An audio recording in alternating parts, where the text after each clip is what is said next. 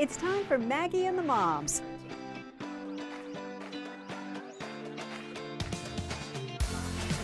Sponsored by Tampa General Hospital. The latest parenting trend? Having only one child, with more parents making that decision. And in fact, the number of only children families surpassing the number of multiple children families in this country right now. Why does the only child still sometimes get a bad rap? We're talking with two proud moms of only children, Brie Gorecki. Welcome, Brie. Thank you. Thanks for having me. Brie is a contributor for Tampa Bay Parenting Magazine, as am I. Proud contributors. Yep. And your son, Brendan, is now how old? He's 10 years old and he's in 5th grade. Wow. Yeah, I know. Double digits. I know. Are you ready for the wild ride that is about to ensue? No. I mean, middle school is a whole nother ballgame. I'm just trying to mentally prepare myself for that. Natalie Zfat is back with us. She has a little one, Theo. Yeah. Theo's 4, 3? He's almost 4. If you asked him, he would say pretty much 4. Yeah. Would he be like He'd round up. 4.5? He's like 3+ is what he says, okay. because he wants to be able to play with the toys that say 3+ on them. Oh, that's adorable. Love that. And Natalie is our favorite digital media expert. But today I'm going to tap into your expertise as moms of only one child. I've always wondered if that term, only child, is good or bad, because only can be good, like you're the only one, right? But only can be like, oh, you're the only one. How do you feel about the term only child? I mean, it's never really bothered me. I've never really thought about it too much. I think it's more of the reaction that some people have when you say, or when people say, oh, that's your only one. It's like, oh, is it not supposed to be? I'm sorry. Was I supposed to have, another one? And so I think that's kind of when the term only child kind of hits. I don't know if it's the same way for you, as when people react like, oh, why? Yeah, I think there is much more of a feeling around expectations rather than the, quantity of children you have. I think that's like a never-ending, unfortunately, comparison, though. When you are, getting married, when you're having your child, when you have your first child, when's your second child? You have 2 boys, when's the girl? It's a never-ending sort of slog of comparisons. But no, I think only child is the right way to describe it. It's sort of the tone, isn't it? Yeah. That you later have to Yeah. interpret. Yep. What they Exactly mean right. by. Well, I don't know what it's like. I have 2 children, as does our producer, Deanna Moore, on the board for us today. Hello. You have 2 girls. I do. I have a girl and a boy. We both grew up with siblings. So the concept of not having any siblings is something that, I've never even thought of. I can see it from my own life, as I'm sure you can, the benefits and the disadvantages of having a sibling. But I wonder if you, as moms with a child that doesn't have any siblings, worry about that. But wait, Let's Maggie, start with that. did you say when you were a kid, like, I wish I didn't have you as a, like, I wish I were an only child? My many child times. said that the other day. So many already. My children have never said that. What? No, but when one is not there, like when we're doing something with just one, both of them have been like, this is nice.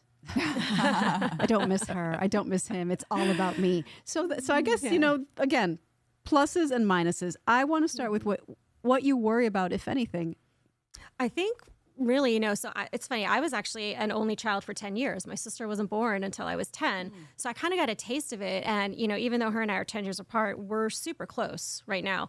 And one of the things that I do worry about is later on when my husband and I are not here, who is he going to have? Is he going to have a partner and kids of his own by then that are going to be there for him, so he's not going to be alone. And I think that's my number one thing that I really worry about is just the later years when we're not here. Will he be alone? Is he going to be okay? Because, I think about that now, and like both my parents are, they're still alive and everyone's great, but my sister and I have each other. And when they're gone, we'll still have each other. So that's what I worry about for him is he going to have somebody there, when I'm not? Yeah, I can understand that. Yeah. What keeps you up at night, if anything? I think Brie nailed it that, when you have a child, whether it's a only child or a child with siblings, your number one concern is you want them to feel companionship and love. And I think, my perspective is that sometimes that comes in the form of a sibling. And sometimes it doesn't. I know adults who are very, very close to their siblings and some who feel much closer to a neighbor, a friend, a cousin even. So I think, if you are a mother or father of an only child, ensuring that that child has a network and a support system, whether it's like, every day, for example, at our street, all the neighbors' kids go outside after school and play in the street and play in the grass. And to me, that's more of a community perhaps than others might have with siblings.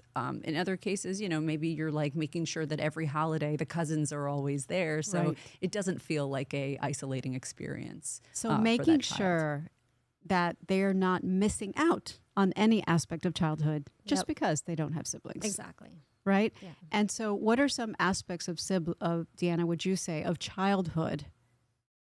Because when you watch your two girls play, you say they have each other, they help each other. What are some aspects of childhood that you think an only child doesn't have just because they're the only child in the house? Yeah, I think the obvious is just having that companion, but sometimes I think I lean on that too much. We had that discussion last week about friendship, and I'm always telling them, like, you have a built-in friend. But I went through a phase when I was a kid where I was like, I hated my sister. And my mom would say, that hate's too strong of a word. And I was like, no, listen to me. I hate her. And I felt that deep down in my bones. We have to let our kids decide who they want their friends to be, including in their siblings. Yes. Ooh, I like that take. I like that. And the only thing that I can think of is when I think of my two kids together, I inevitably think of like one teasing the other, one nagging the other. Yeah.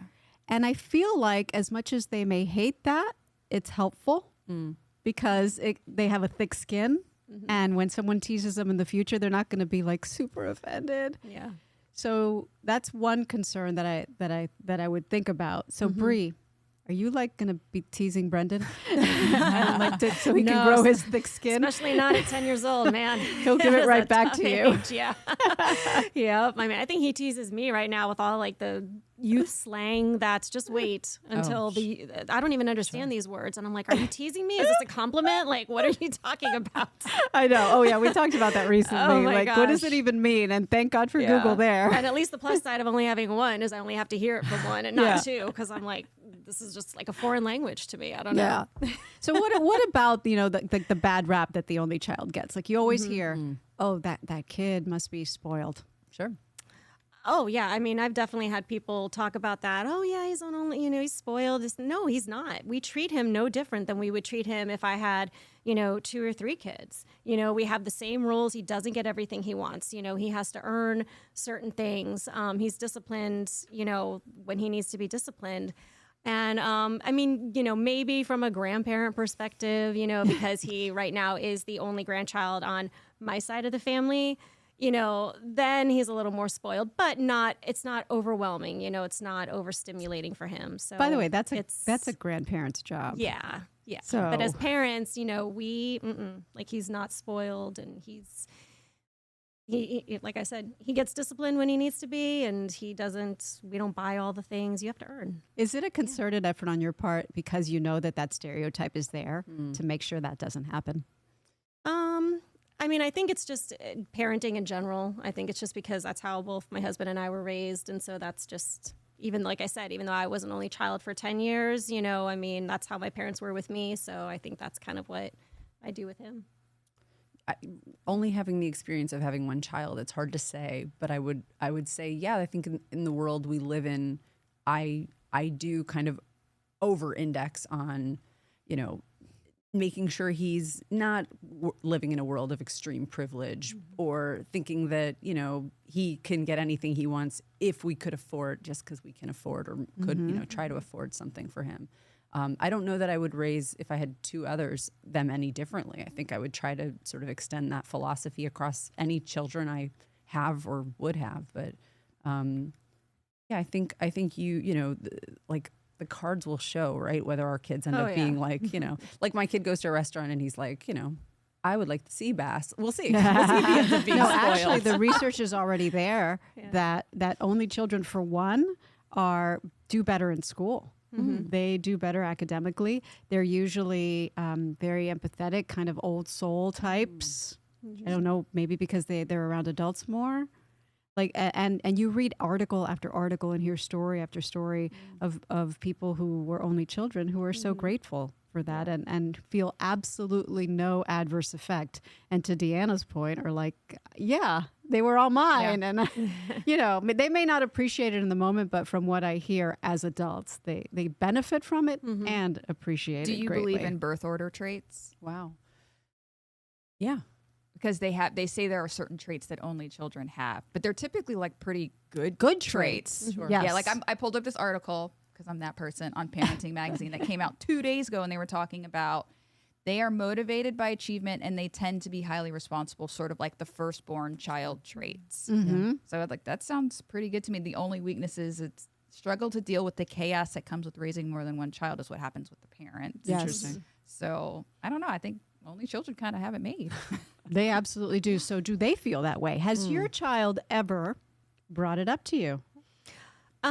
Sometimes, you know, more so in like, you know, the last few years, because he'll see his friends with their siblings and they bicker, and like the older sister, you know, one of his best friends drives him crazy, and so drives the friend crazy. And so he'll be like, I'm really glad I don't have a sibling, because I wouldn't want a sister. I'm like, well, how would you know that what if you had a brother? No, but they would drive me nuts. They would try and take my toys. And I'm like, well, you know, that's your perspective, I guess. But, you know, okay. I'm like, that's it.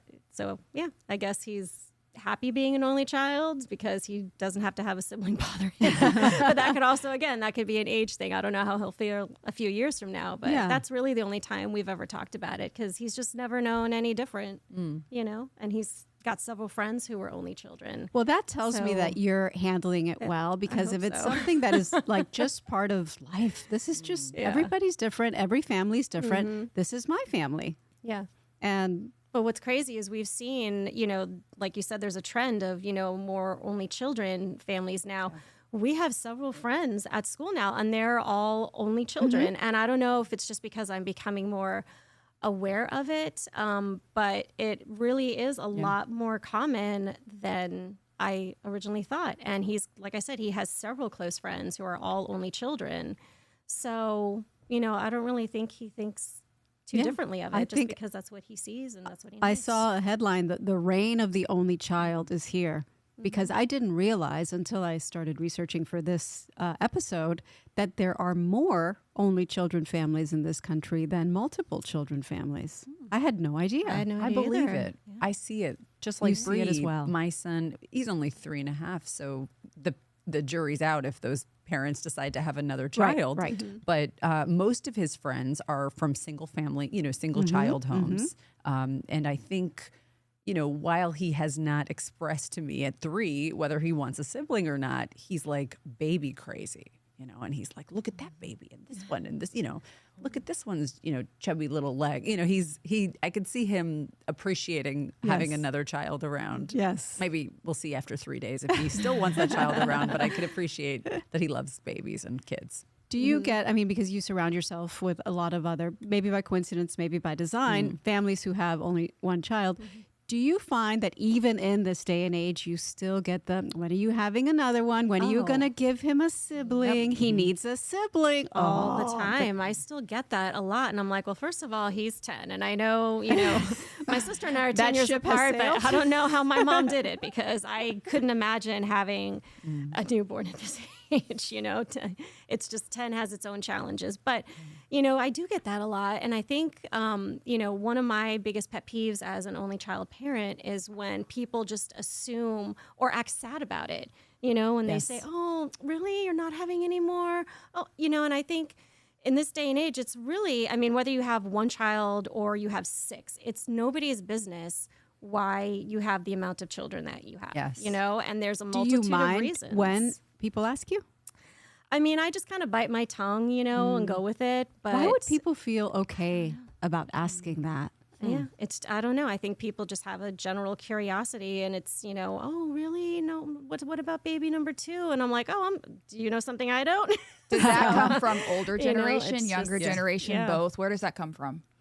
do I The come from- questions? No, like the questions you get. Is it like mostly an older old people? lady thing? It's seen kind of a both. mix. It's Yeah. kind of a mix of people. Yeah, but it's like I think that's for me personally, that's probably my number one pet peeve is when people just automatically act sad about it. Yeah. Like it's not okay. It's like it's not. And in this day and age too, I have several friends who have only children and they've been through IVF and they've maybe tried for like 10 years, and now they've got this one child and they're satisfied and they're happy and people are already like, oh, are you going to try for another one? Yeah. I mean, just. And people have no idea what their journey was. So when they Exactly. say something like that, Exactly. it just burns. Like we had our first child after many failed attempts, several miscarriages. Finally, she arrives in the world. And we keep trying for number 2. It doesn't happen. We are now 5 years later, and we're like, okay, that's it. We've been blessed with a daughter. This is a gift. In no way is this one child anything but a gift. And I didn't get a second gift, and that's okay. I'm satisfied. And that, of course, like in the movies, is when I get pregnant without any assistance from doctors, because that's what's in the cards. But what is in the cards for you as a parent is more than okay with you. I think the majority of only child moms would agree. Yeah, I agree. And I think, first of all, thank you for sharing about that. And you're, I think both right on the money, because the idea, first of all, literally the money, because you save a lot Yes. having one. Yes. But the insensitivity of asking, if you're going to give your child that sibling that they're going to need in their life, or implying that there should be more than one. I don't think these are monsters, to be clear. No, they're well-meaning. I just think they're not necessarily considering, all of the different nuances and the sort of idea that quality over quantity also matters, in the sense that, I know a mom who planned to have several, but when she had her first, he had special needs. And so she knew, and she said this to me, that she wanted to give everything she could to this child. He needed more from her than she thought a child would need from her. And so she was like, I don't want to take anything away from him by, and so I think there are so many powerful reasons to stay with one child, or again, powerful reasons to have more than one, but it's not a zero-sum game where everyone should have the same expectation to give their kid a sibling, as you say. So for anyone listening who has more than one child, or who doesn't have any children and just runs into a mom that has an only child, what would be the thing that you wish they knew? That's a good question. Ooh, I don't know. That's a good question. I would say just that we're happy and we're content and we feel like, I feel blessed. I have a child, and I'm happy, and, he's a great gift, and, I wouldn't trade him for anything. And there's, I'm happy with my family and I'm happy with our life. And that's, if they're happy with their life with multiple children or no children, then that's great. But yeah, like just to know that we're content and we're doing just fine. We're doing just fine. Just like we wouldn't judge someone who decided to be child-free. God bless you, live your life. We would never, choose a number for ourselves that we thought was appropriate for someone else, whether it's 0, 1, or 9. I have a friend who has 8, bless her, and she's, She has 8 children. She has 8 children, and she is like breastfeeding, and she also has one who's in high school, and she's been doing this a long time.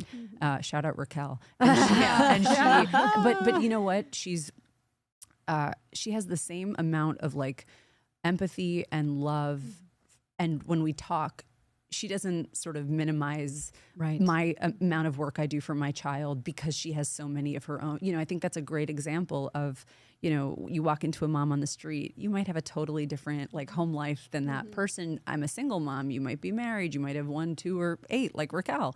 But, when you move through the world thinking that your experience has to be the same as someone else's in order to be good or healthy or sound, that's when we start running into a problem. Well, here's a hot take. I think that there are some moms out there who would never say it, but they're jealous. They may have 2, 3, or 8. Yes. But they might be jealous of the only child parent lifestyle. They'll never say that out loud because that's saying like, well, the one I had second, I don't really. But yes, it's, I'm sure that you guys have some perks that we may not have, Oh yeah, there's definitely perks. But, I think another thing too that I would tell people, a lot of people assume like, oh, you only have one, it's easy. Right. Yes, No, you not must get that necessarily. comment a lot. Oh, Oh, my lucky goodness. you. You only have Oh, one. you only have to worry about the one. It's easy. Well, no, it's not always easy. Like sometimes in certain situations, is it easier? Yes. Is it cheaper to take one child on vacation versus two? Yes. But that doesn't mean that my life is easy. You don't know what goes on behind closed doors. You don't know, every family deals with struggles, and every family, each child goes through different stages. So it's, You have the same exact responsibilities, worries, expenses, maybe There's not as definitely many, a but all of different that set of goes along with challenges with parenting, one whether you have versus- one or, God Yep. bless Raquel, 8. Yes, right. And my kid eats for 2. So I always say, like, my son orders 2 entrees. So whatever you think I'm saving, I'm not. I am not. All right. Lastly, just advice for anyone listening who is also the mom of an only child. Any kind of tip that has worked for you, strategy you employ, whatever you would like to say to your fellow mom of only one child. I think that enjoy it because, as you said, you had a daughter for 5 years before you had your son, and she was an only child, and same for you before your sister was born 10 years.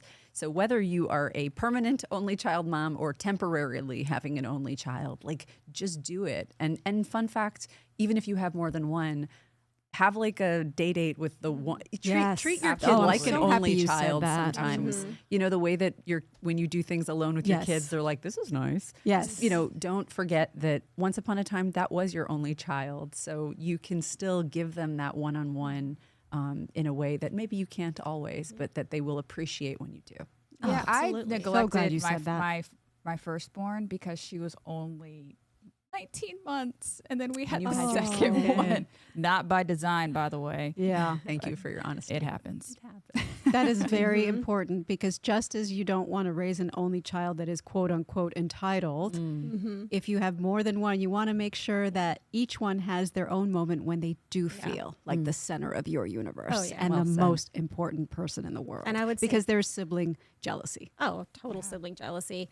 And I would say too, as an only, having an only child, if you're tired and you're like, oh, I really don't want to do that. I don't want to do all the things and I don't want to go on that field trip. Go on the field trip. Yes. Chaperone, do the things. If Do you it don't want to all. do it, because you're not going to get another chance. You're not going to be like, well, I didn't do it with him, but I'll do it with his sibling. This is it. And you're going to look back and you're going to want to say, I have those memories, and they're going to notice, and they're going to remember those times that you were there. Oh, you're making me cry. And so just do all the things, whether Do you're all the tired, whether you things. don't want to, just do them. I felt that Just because they grow up on you. Yeah. And you can't take them to school anymore. And they go off to, okay, I'm going to dial it back. All right, it's time for Ask Me Anything, ladies. We all answer the same question unrelated to the topic. Here's today's. What are 3 words, if you had to choose just 3 words that you find yourself saying to your child frequently, what would they be? She knows I start with her. Deanna. Girls, stop fighting.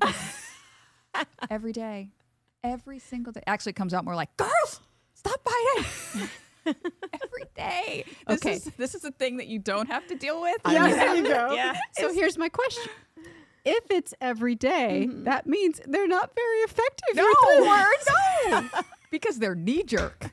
There's no thought. It just comes out because I'm in another room and I'll hear, yeah, stop, she pushed me.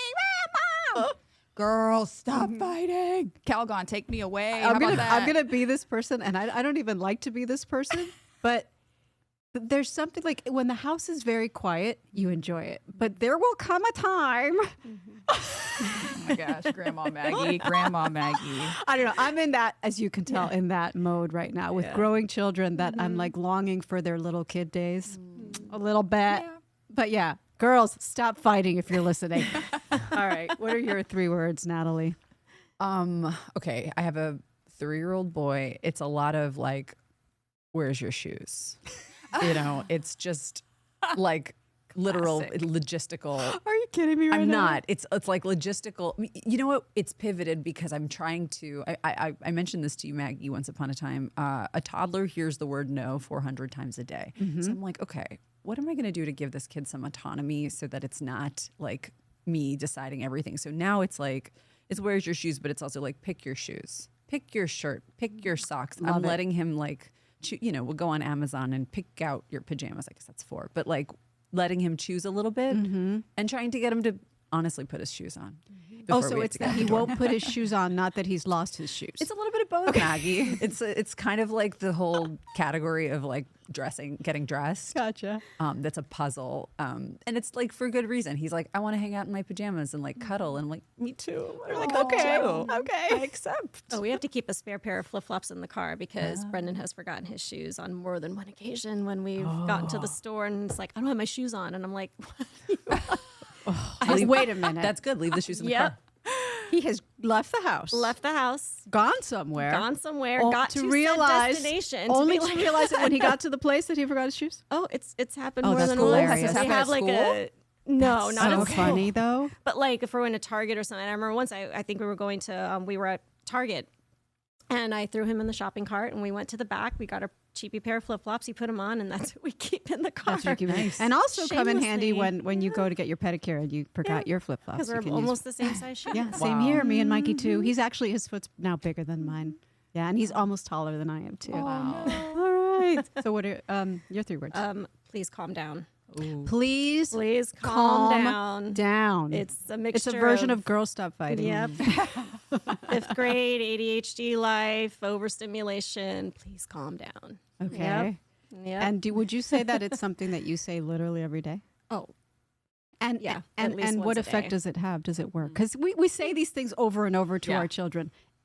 Do our words work? Do they get heard? it works until the next day when I have to say it again. Exactly. But it works for a whole 24 hours. That's pretty good. Yeah, that's pretty good. Yep. All right. I bet Deanna could even guess my 3 words. Make good choices. Oh, yeah. Very nice. Make good choices. If I had $1 for every time that I have said that, and it's not that they make bad choices, right? But for me, I'm the mom who feels like you should say something till you're blue in the face, even if they tell you to stop, because it's going to be implanted in that brain. Mom's voice saying make good choices, I guarantee you, is there. And I hope that voice will kick in when the time comes to decide. Yeah. Whatever the decision is. Because I don't know about you, but don't you agree that every single thing that you choose in life determines your future? Yeah, absolutely. Right? So if you choose good friends, they're going to take you down a good path. If you choose bad friends, be careful. Right? Well said. Yeah. If you cheat on a test, you're not learning anything, and you might get caught. Both bad outcomes. Consequences. Right? Make good choices. So I think that if I were to ask my kids, what are the 3 words that you've heard mom say the most? I think that they would say make good choices. Do they like that you say that? Have they implemented it? How do you think it's going? They've parroted it. Like even before I've said it, I'll be like Mikey will be leaving for school. I'll be like, Mikey, he'll go, I know.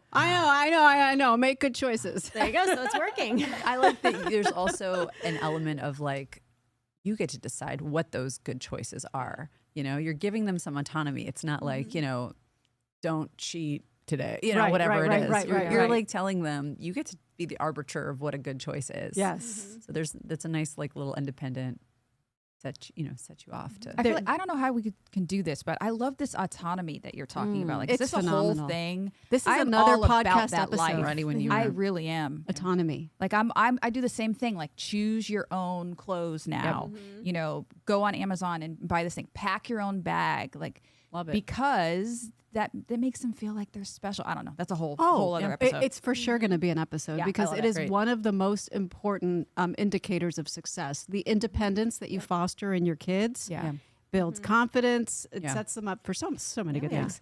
All right, I think we're out of time in 1 minute, but I'm going to tell you one quick little story. There's a variation to make good choices. This is such a funny story. My daughter is so good. Deanna knows. So pure. She is. So wonderful. Always does the right thing. Always studies hard. And so one day we're like, Daniela. She goes, yeah. I go, make bad choices.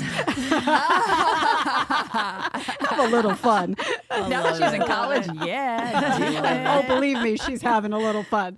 All right, ladies. Well, thank you so much. Thank you. It's a I've pleasure. loved your insight on the topic, and I always love having you as part of the Maggie and the Moms family. Thanks. Love being Pleasure. here. Thanks for having us. All right, thank you to Deanna. Oh, anytime.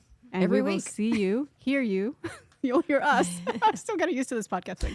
On the next one. Take care. Bye. Is that on time?